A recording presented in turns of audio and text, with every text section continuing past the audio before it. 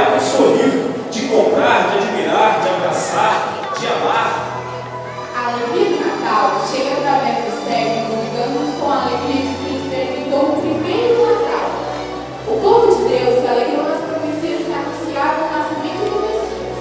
Maria se alegrou quando recebeu a visita do anjo e soube que foi a escolhida para ser a mãe do Filho de Deus.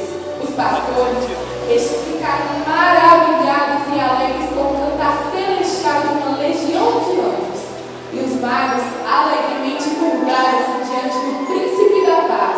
Hoje, nossos corações exultam de alegria, sabendo que o Emanuel, Deus conosco, reconciliou-nos ao nosso grande Pai.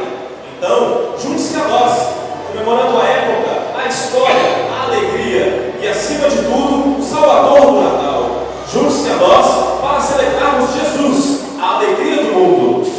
Nessa época, podemos ouvir a alegria do Natal em todos os lugares, nas crianças, nas músicas, nos shoppings, em tudo e em todos ouvimos o Natal. A palavra de Deus nos lembra de sempre sermos alegres e de fazermos sons de alegria. E o melhor